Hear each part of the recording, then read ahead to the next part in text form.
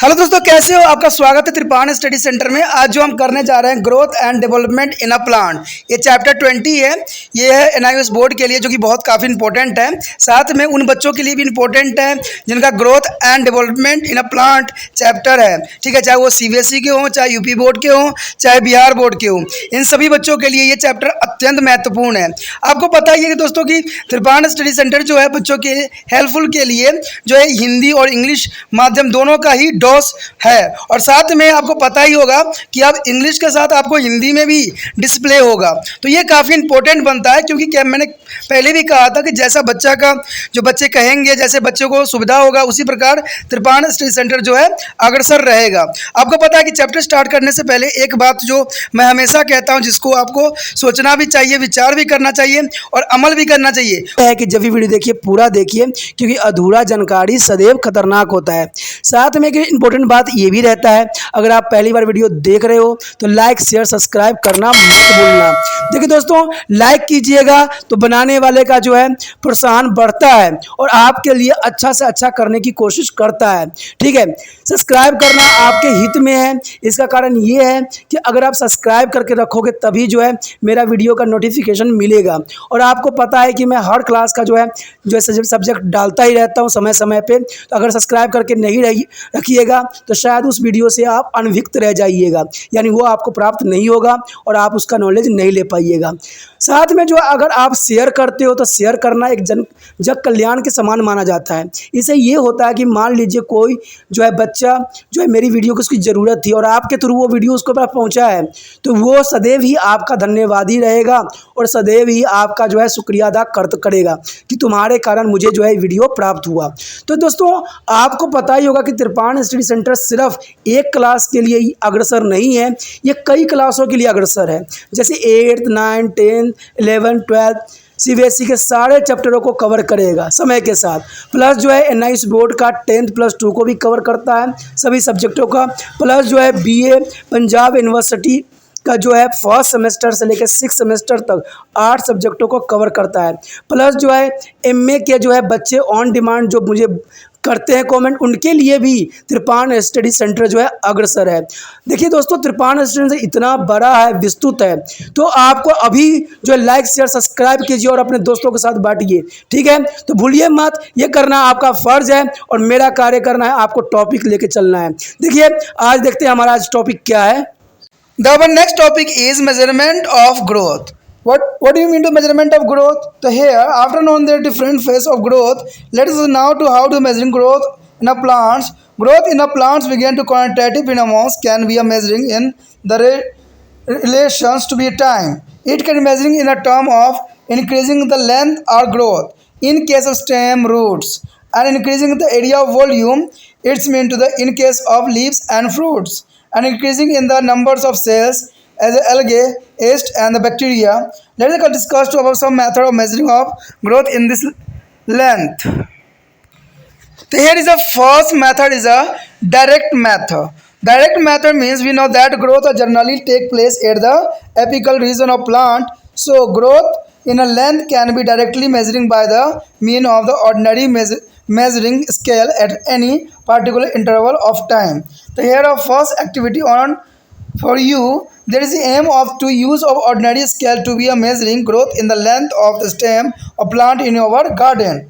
And what do you require? The here require is thread, a piece of stone and the measuring scale. There is the most important required things. And what to do?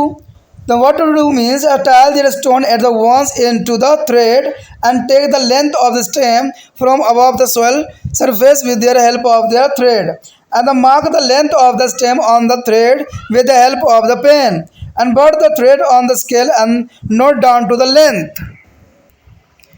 And there is record the length of cuttings or date of activity.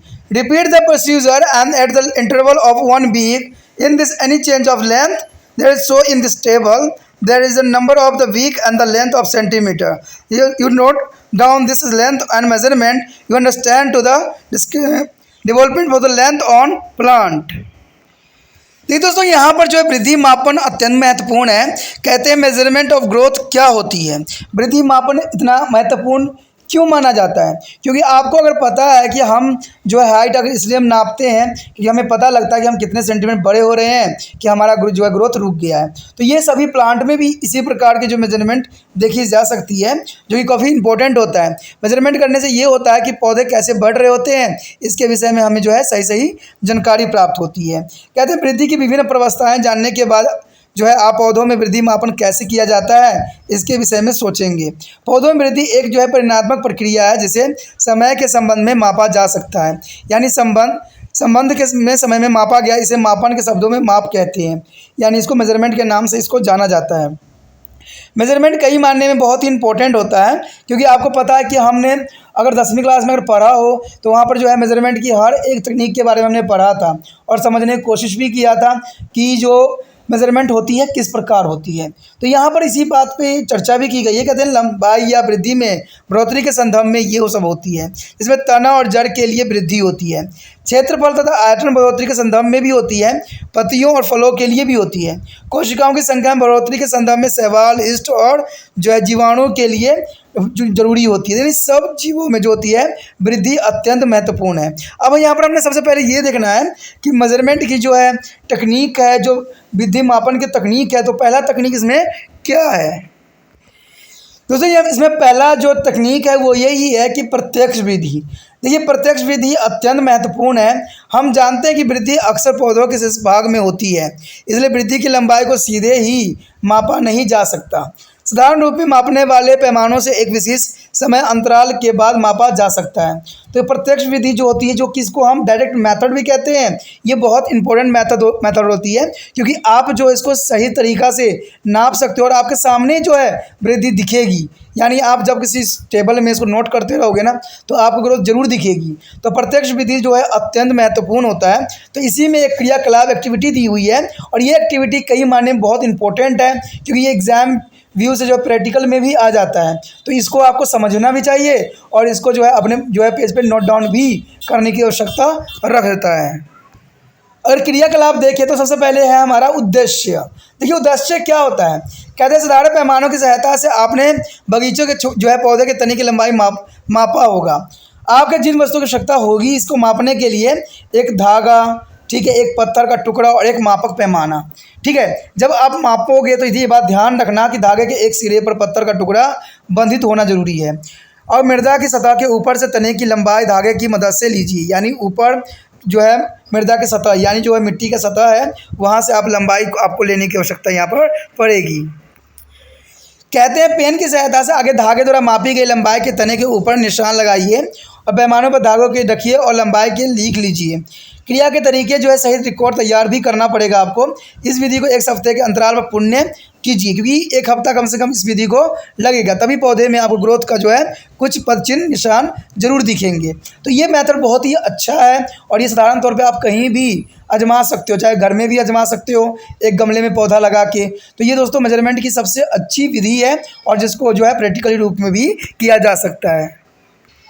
और इसको observation करने के लिए आप इसके लिए तालिका भी बना सकते हो, जिसमें आप हफ्ते का क्रम और लंबाई सेंटीमीटर में जो है कम से कम 5 दिन का रिकॉर्ड रखना आपके लिए अत्यंत महत्वपूर्ण बन जाता है। अगर ये 5 दिन के आपने रिकॉर्ड रख लिया तो ये आपके लिए काफ़ी सुविधाजनक और समझने में काफ़ी आसान रहेगा।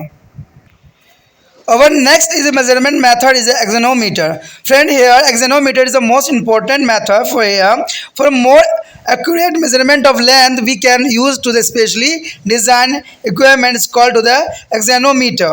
Axonometer is the most important for measurement of method. We can use it is a measuring the rate of the growth of shoot length of plant. A thread is attached to be the tips of the stem of potted plant and the thread is a hooks on the pulling of the axonometer. The other end of their thread is attached to be weight. The value is fixed with the long needles and which slide over to the graduated arc. As their stem grow in the length and the weight pull the thread down to their moment of the needle is a read on their scale of arc. Here show the axonometer is the most important meter. There is show their arc, their centimeter scale and pointer and the pull is and thread and the weight. And there's all things are present here. And the here one Pod on the podding has a tree, there are plantation of plodding tree and standard. There is a bait on the increase is a down. The thread is like a pulling. There is a most important method for the axonometer for here. Axonometer is a scientific method, the measurement of plant growth. दोस्तों हमारा जो है यहाँ पर एक्जेनोमीटर आ गया। देखिए एक्जेनोमीटर जो है एक साइंटिफिक मेथड है, नापने की विधि है, जिसको आप जो है बड़े पैमानों पे भी मापा जाता है। अगर साइंटिफिक रूल रेगुलेशन को देखा जाए तो कहते हैं लंबाई को अत्यंत सही मापन के लिए हम इसका विशेष प्रकार के उपकरण जो है, जिसको हम एक्जेनोमीटर के नाम से जानते हैं, का प्रयोग किया जाता है। इस उपकरण का जो प्रयोग होता है, हम पौधों को प्रभावी वृद्धि की लंबाई को मापने में भी करते हैं। गमले में लगे पौधों को जो है शीश में एक धागे बांधते हैं और धागे को जो है एक्सोनोमीटर की गिरनी पर लटका दिया जाता है और धागे के दूसरे सिरों पर एक भार या वजन लटका देते हैं। गिरनी के कुछ साथ एक लंबी सुई लगा दी जाती है जो एक अंकित यहाँ पर चाप की पर घूमती रहती है। जैसे तने की लंबाई में वृद्धि होती है, वजन वाला धागा नीचे झुक जाती है और चाप के पैमाने पर सुई की गति का जो पाठ्यक्रम बदल जाता है। तो ये बहुत आसान मेथड है, साधारण शब्दों में समझने की कोशिश करोगे तो इसमें यही बात दर्शाई गई है कि इसमें चित्र में भी आपको दिखेगा। यहाँ पर देखिए एक जो है स्केल लगा दिया गया है, जिसको हम आर्क या चाप कहते हैं, और यहाँ पर जो है पौधे को धागे से बांध दिया गया है, ठीक है। और ये घिरनी लगा दी गई है।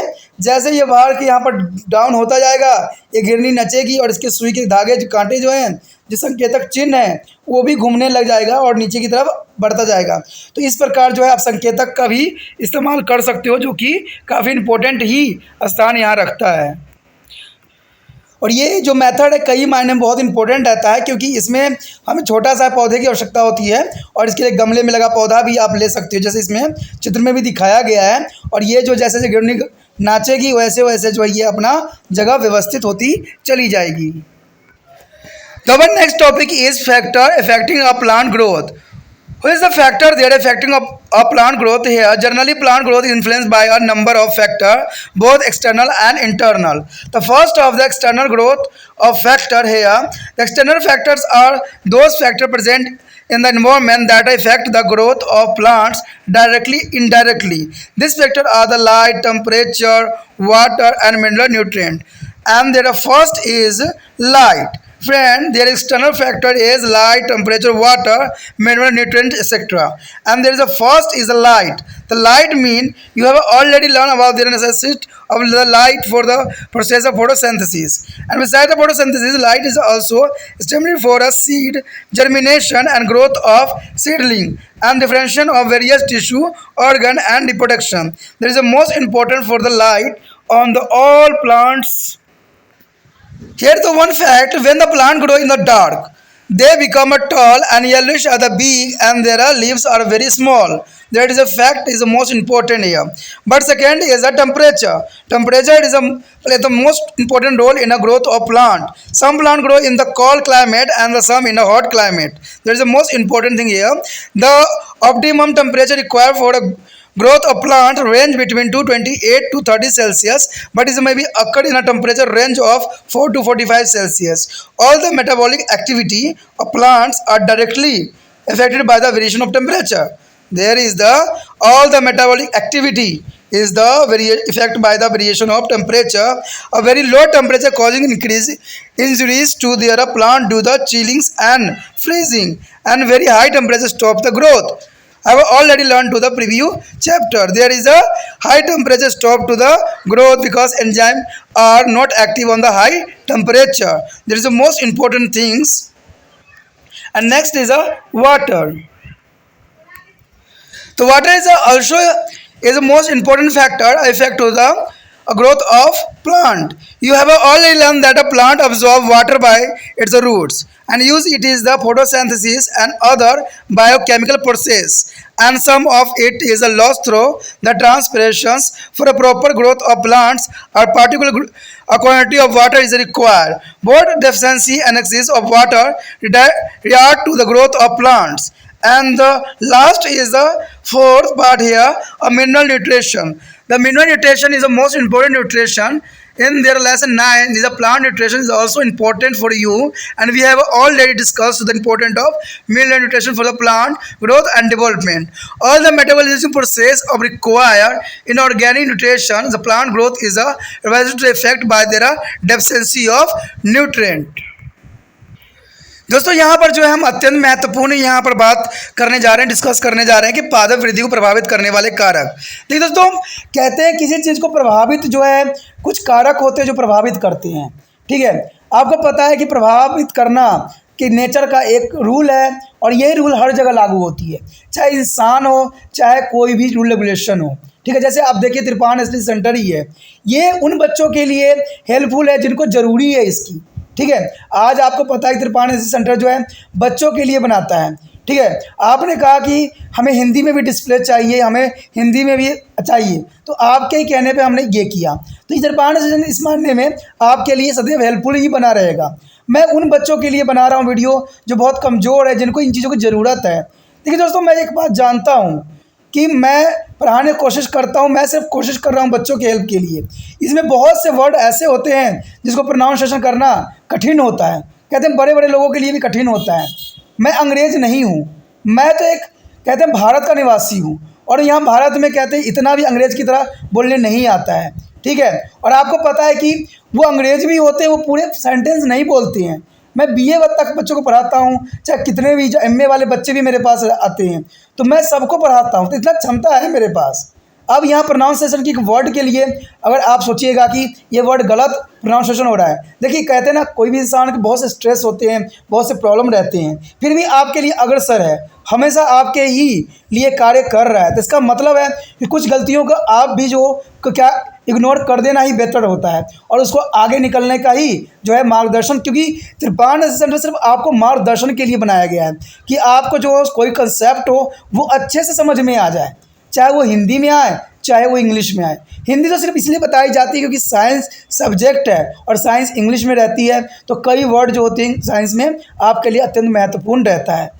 तो ये बातें इंपॉर्टेंट रहता है बच्चों के लिए, तो ये बातों को हमेशा आप इग्नोर कर देना कि क्योंकि ये डिस्प्ले भी हो रहा होता है, तो आप सही प्रोनाउंसिएशन भी कर लेना और बात समझने की कोशिश करना कि इसमें बताई क्या गई है और समझाई क्या गई है। तो ये काफ़ी इंपॉर्टेंट बात रहता है आपके लिए, क्योंकि कई बच्चे ये भी होते हैं कि भाई प्रोनाउंसिएशन गलत हो रही है। देखिए दोस्तों, कहते हैं कई वर्ड ऐसे होते हैं ना जिसको बोलना भी हम चाहें तो बोलना भी डिफ़िकल्ट होता है, और बड़े बड़े जो व्यक्ति होते हैं जो बोलते हैं वो अधूरा बोलते हैं। अगर आपने कभी नोट डाउन ना किया हो ना, तो ये बात ध्यान देना कि अगर कोई इंस्टीट्यूट हो या कहीं भी हो, वो प्रॉपर पूरा वर्ड नहीं बोलती हैं, वो थोड़ा सा काट देते हैं वर्ड को, और आपको लगता है कि बहुत अच्छा प्रोनाउंसिएशन है। तो कहते हैं आप मैंने यहाँ BA में भी एक चैप्टर पढ़ाया था, ठीक है ना, कि जो इंग्लिश मैन होते हैं वो इंग्लिश की प्रोनाउंसिएशन जो उनकी होती है बैड नहीं होती है, टोटली बैड होती है।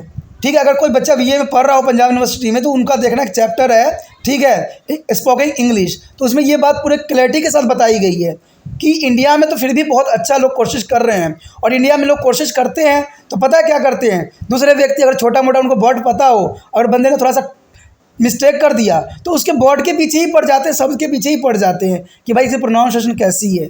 तो मैं दोस्तों ये बात इंपॉर्टेंट भी है क्योंकि हमें प्रोत्साहित करना है किसी को, क्योंकि जितना हम बोलेंगे उतना हमारा जो है इंग्लिश में फ्रेश होता है माइंड। जैसे आपको पता ही है कि आपको कोई चीज़ आपको याद करना होता है तो बार बार आप पढ़ते हो तो याद होता है, तो उसी तरह से अगर बार बार प्रोनाउंसिएशन करोगे तो 100% एक समय आएगा जब आप खुद ही परफेक्ट बन जाओगे। तो ये इंपॉर्टेंट बात है आपके लिए, क्योंकि बार बार कोशिश करो, बार बार टॉपिक को समझो। ठीक है, कहते हैं कि जो व्यक्ति जो है सिर्फ दूसरे बातों को नोट कर कर के अपना जो है जो मेन मकसद को भूल जाता है तो वो कामयाब नहीं हो पाता है। आपको मेनली है अपना मकसद देखना कि आप जब ये वीडियो ओपन किया है तो आपने किस टॉपिक को समझना है, क्या वो टॉपिक आपको समझ में आया कि नहीं आया। अगर मान लीजिए टॉपिक आपको समझ में आ गया तो कहते हैं प्रोनाउंसिएशन का कोई अर्थ ही नहीं रहा, क्योंकि प्रोनाउंसिएशन जो होते हैं एक दो वर्डों का कोई मान्यता नहीं दी जाती है, सिर्फ आपको समझ आना चाहिए। क्योंकि साइंस का वर्ड में तो क्या कहते हैं ना, आई और ई का डिफरेंस भी नहीं देखा जाता, क्योंकि बच्चे का रूल ही यही है। वो इंग्लिश नहीं लिख रहे हो आप यहाँ साइंस लिख रहे हो। ठीक है, क्योंकि मैं जानता हूँ, मैंने भी पढ़ा है, इसलिए मुझे सब बातों की इन्फॉर्मेशन है। ठीक है, कहते हैं आप बड़े हो, बहुत से बच्चे वीडियो देखते हैं जो बड़े बड़े घर के भी होते हैं, तो ये उनको ये बात समझना चाहिए कि मेरा मेन मकसद वीडियो देखने का क्या है कि हमें नॉलेज लेना है। ठीक है, हमें समझना है, और समझ में अगर आ गया तो समझ जाइए कि वो वीडियो आपके लिए सबसे इम्पोर्टेंट बन जाता है। और वो बातें आपको नहीं समझ में आ जो अधूरा रह गया, समझ लीजिए कि वो जानकारी सदैव अधूरा ही आपके पास रहेगा। जैसे त्रिपाण सेंटर कहता है, कभी भी अधूरा जानकारी मत रखो। चाहे उसको हिंदी में समझना है तो हिंदी में समझो, इंग्लिश में तो इंग्लिश में समझो। मैं तो ये भी कहता हूँ कि आप जहाँ से भी मर्जी आपको समझ में आए, आप समझने की कोशिश कीजिए, और हमारे जो देश है उसके सही विकास में अपना जो है महत्वपूर्ण योगदान दीजिए। क्योंकि आप अगर सही से पढ़ोगे, सही से आपका नॉलेज रहेगा, तभी जो है भारत के जो है समस्याओं का समाधान जो है उचित प्रकार से कर पाओगे। तो यही त्रिपाण स्टडी सेंटर का उद्देश्य है, ठीक है। और साथ में आपका यही उद्देश्य होना चाहिए कि अगर अच्छा लगता है तो इसको दूसरे बच्चे तक फॉरवर्ड करने का कर्तव्य आपका है। कहते हैं बार बार कर्तव्य याद नहीं दिलाई जाती। ये बात तो थी आपके लिए, समझ के लिए। अब देखते हैं पादप वृद्धि को प्रभावित करने वाले कारक कौन है। देखिए, अक्सर पौधे की वृद्धि बहुत ही बाहरी और आंतरिक कारणों से ही प्रभावित होती है। ये तो आपको भी नॉलेज होगा कि जो कोई चीज़ प्रभावित करता है वो कौन करता है, या तो बाहरी फैक्टर हो सकता है या आंतरिक हो सकता है। बाहरी मतलब बाहर और आंतरिक मतलब अंदर वाला फैक्टर। तो बहुत ईजी है। अब यहाँ पर हम बाहरी फैक्टर देखें तो बाहरी फैक्टर जो होती है वो कौन कौन सी होती है जो पौधे की वृद्धि के लिए प्रभावित करती है। एक तो सबसे पहला प्रकाश आता है। प्रकाश के उतार चढ़ाव की वजह से जो है पौधों में बहुत तरह के वेरिएशन आती है। और तापमान अगर कमता बढ़ता है तो इसका भी प्रभाव पड़ता है, क्योंकि हमने पहले ही पढ़ चुके हैं कि तापमान बढ़ने से एंजाइम की प्रोसेसिंग जो होती है रुक जाती है, ठीक है। और पानी का तो पड़ता ही पड़ता है। तभी आपको पता है जो डिसॉर्ड होती है, जो रेगिस्तान क्षेत्र होते हैं, वहाँ पौधा का सुचारू रूप से विकास नहीं हो पाता है, और होता भी है तो उनकी जड़ें बहुत लंबी हो जाती है और पत्ते जो होते हैं कांटा के रूप में परिवर्तित हो जाती है। और खनिज पोषक पदार्थों की तो इंपॉर्टेंट रहती है, क्योंकि इसके बिना तो पौधे जो है ग्रीन भी रहना उनके लिए संभव नहीं है। तो ये सारे जो है बाहरी वृद्धि कारक है जो कि बहुत इंपॉर्टेंट है, जिसको आपको याद रखना चाहिए। प्रकाश, तापमान, पानी और खनिज पोषक पदार्थ। तो यहाँ सबसे पहले हमारे समक्ष आता है प्रकाश। और देखिए प्रकाश कैसे प्रभावित करता है पादपों को, देखते हैं।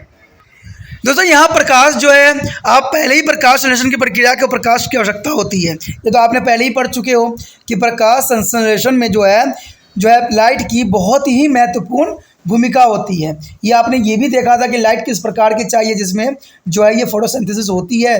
कुछ लाइटें होती है जिसमें फोटोसिंथेसिस रुक जाती है, जैसे ग्रीन लाइट में। तो ये तो आपको नॉलेज होना चाहिए। अगर नहीं नॉलेज है तो आप पुराने जो है वीडियो, पुराने चैप्टर सब जो है, पीछे वाला चैप्टर सब है, उनमें देख सकते हो प्लांट वाले में, तो उसमें सारी इन्फॉर्मेशन आपको मिल जाती है। कहते हैं प्रकाश संश्लेषण के अलावा जो है बीज, अंकुरण, नए पौधे की वृद्धि, विभिन्न ऊतकों तथा अंगों के विभेदन और जनन के लिए भी प्रकाश की आवश्यकता होती है। तो कहते हैं प्रकाश कई मायने में इंपॉर्टेंट रहती है, चाहे वो अंकुरण हो, बीज का, नए पौधे की वृद्धि हो, या विभिन्न ऊतकों का, अंगों का विभेदन हो, तो जरूरी है। अब देखिए, जो प्रकाश है सिर्फ पौधों के लिए जरूरी नहीं होता है, इंसानों के लिए भी जरूरी होता है। कहते हैं अगर प्रकाश में आप नहीं रहोगे तो आपका हड्डी जो होता है सॉफ्ट हो जाता है, क्योंकि प्रकाश की वजह से क्या होता है, धूप की वजह से हमारे शरीर के जो कैल्शियम होता है वो स्ट्रॉन्ग बनाती है हमारे बोन को, यानी विटामिन डी हमें प्राप्त होती है। और विटामिन डी कई मायने में हमारे जो है बोन के लिए बहुत ही फायदेमंद होती है, तो आप भी जानते हो। कहते हैं एक फैक्ट यहाँ पर रखता है कि जब पौधे जो होते हैं अंधेरे में उगते हैं तो वे लंबे और पीले और कमज़ोर होते हैं, उनकी पत्तियाँ काफ़ी छोटी हो। देखिए यहाँ पर कितना इंपॉर्टेंट जो है फैक्ट बताने की कोशिश किया है कि अंधेरे में, चाहे हम भी अगर मान लीजिए धूप में नहीं जाते हैं तो हमारे साथ भी यही प्रोसेसिंग होगी। ये बहुत ही इंपॉर्टेंट बात यहाँ बताई गई है कि अगर कोई पौधे को अगर धूप उसमें ना लगे, ठीक है, और अंधेरे कमरे में रख दो तो वो लंबे भी नहीं होंगे, पीले और कमज़ोर हो जाएंगे, और इनकी पत्तियाँ काफ़ी छोटी रहेगी। सेम यही इंसान के लिए भी होता है। जो इंसान घर से निकलता है, कार में बैठता है, कार से ऑफिस में बैठता है, धूप का दर्शन नहीं होता, वो जो उनके जो हड्डी होते हैं कमज़ोर हो जाते हैं, वो बीमारी के शिकार हो जाते हैं, और कई तरह के बीमारी जो है उनको सताते रहते हैं। सेम प्लांट में ही भी होता है। मैं कई बार बताया हूँ कि दोनों में जो है काफ़ी समानता देखने को मिला है, क्योंकि प्लांट है तभी हम हैं, हम हैं तभी प्लांट है। दोनों की प्रक्रियाएँ चलती रहती है। अगर हम कार्बन डाइऑक्साइड छोड़ रहे हैं तो वो ऑक्सीजन हमारे लिए छोड़ रहे हैं, अगर हम जो है ऑक्सीजन ले रहे हैं तो वो जो है कार्बन डाइऑक्साइड ले रहे हैं। तो ये चक्र है। अगर इस चक्र को अगर तोड़ दिया जाए ना तो 100% जो है पौधों के साथ इंसानियत का भी जो है और इंसानों का अस्तित्व भी यहाँ पर मिटते हुए नज़र आ सकती है। उसके पश्चात है हमारे समक्ष तापमान, टेम्परेचर। देखिए तापमान और टेम्परेचर, तापमान और टेम्परेचर कई मायने में इंपॉर्टेंट होते हैं, क्योंकि ये भी बहुत काफ़ी इफेक्ट करते हैं। देखिए, कहते हैं इंसान के लिए भी जो है उच्च तापमान पे जीवन जीना संभव नहीं है, तो प्लांट का कैसे हो सकता है। अब देखिए, बहुत से लोग जो है रेगिस्तान एरिया के साइड भी रहते हैं, और बहुत से लोग जो है हिमालय में भी रहते हैं, हिमाचल प्रदेश के साइड भी रहते हैं, और कुछ लोग जो है हार्श नॉर्मल टेम्परेचर भी रहते हैं। तो कहते हैं तापमान हर जीव जंतु के लिए बहुत ही महत्वपूर्ण स्थान रखता है। कुछ जो है पौधे ठंडी जलवायु उगते हैं, और कुछ जो है गर्म जलवायु में भी अपने जीवन जो है चला सकते हैं। पौधे की वृद्धि के लिए क्रांतिकीय तापमान यानी 28 सेल्सियस से लेकर 30 सेल्सियस तक की आवश्यकता होती है। देखिए, ये टेम्परेचर जहाँ इंसान भी अपने आप को काफ़ी अच्छा महसूस करता है, लेकिन यह 4 से लेकर 45 सेल्सियस तक हो सकता है, लेकिन इसके बिटवीन यानी 4 से 45 के बीच में हो सकता है। पौधों की उसी उपयुक्त क्रियाओं यानी प्रत्यक्ष रूप से तापमान में विभिन्नता के कारण प्रभावित होती है। अत्यधिक कम तापमान जैसे बर्फीली मौसम के कारण पौधे की ठंड तथा क्षति पहुंच जा सकती है, और अधिक तापमान के कारण उनकी वृद्धि भी रुक सकती है, यानी कई हार्मोन जो होते हैं अपने वृद्धि करना बंद कर देते हैं। तो ये भी बहुत काफ़ी इंपॉर्टेंट होता है, लेकिन सामान्य ताप रहता है तो सभी हार्मोन जो है क्रिया करने के लिए अग्रसर रहता है। अब यहाँ पर पानी के विषय में देखते हैं। कहते हैं वाटर जो है वो भी इम्पोर्टेंट अपना स्थान रखता है, क्योंकि कहते हैं जल ही जीवन है। इंसानों के लिए जल ही जीवन है, जल नहीं है तो इंसान नहीं है। लेकिन पौधों के लिए कई मायने में यही बात यहाँ आती है, क्योंकि पौधे अपनी जड़ों द्वारा पानी का शोषण करते हैं, जिनके उपयोग वे प्रकाश संश्लेषण तथा अन्य जैव रासायनिक क्रियाओं में करते हैं। उनमें से कुछ भाग जो है वर्षोत्सर्जन यानी पानी का हर्ष हो जाना। नहीं दोस्तों, पानी का हर्ष का मतलब ही होता है वर्षोत्सर्जन, और ये सभी पौधे करते हैं। ये बहुत काफ़ी इंपॉर्टेंट भी होता है, क्योंकि अगर ये नहीं करेंगे तो इससे क्या होगा, इसके द्वारा काफ़ी नष्ट भी होते हैं। पौधे की पर्याप्त वृद्धि के लिए पानी की एक विशेष मात्रा की आवश्यकता पड़ती है, और पानी की कमी और अधिकतम दोनों की पौधों की वृद्धि को रोक सकती है। देखिए, धान का पौधा जो होता है जहाँ पानी मांगता है, लेकिन अगर कोई पौधे को पानी में डाल देते हो अधिक मात्रा में तो वो तो सड़ जाएगा या गल जाएगा, लेकिन अगर पानी भी नहीं दोगे फिर भी उसके लिए नुकसानदायक है। तो वही कहते हैं ना कि कोई चीज़ सही मात्रा में होना अत्यंत महत्वपूर्ण है, चाहे वो इंसान के लिए हो चाहे वो पौधे के लिए हो। तो उसके दोनों के लिए पानी जो है जीवन के समान है। कहते हैं खनिज पोषक पदार्थ। अब देखिए, हमने इसके बारे में चैप्टर 9 में जो पूरी डिटेल पढ़ी थी, लेकिन फिर भी यहाँ पर छोटा सा पार्ट दिया हुआ है। ठीक है, हम कहते हैं पौधे की वृद्धि और प्रवर्धन के लिए खनिज पोषक पदार्थ की आवश्यकता के महत्व के बारे में हमने समझा है और जाना है। सभी औपचारिक क्रियाओं के लिए पोषक पदार्थों की आवश्यकता होती ही होती है, और पौधे की वृद्धि के जो है ऊपर पोषक पदार्थ की कमी का जो है विपरीत प्रभाव भी पड़ता है। अगर मान लीजिए पोषक पदार्थ नहीं होगा तो पौधों को जो है विपरीत प्रभाव पड़ता है, और इसके लिए तभी किसान जो है पोटाशियम, कैल्शियम, सोडियम सारे का जो है छिड़काव किया करते हैं खेतों में, क्योंकि पौधों के इससे क्या हो, उनकी सही वृद्धि के लिए काफ़ी इंपॉर्टेंट सिद्ध भी हो।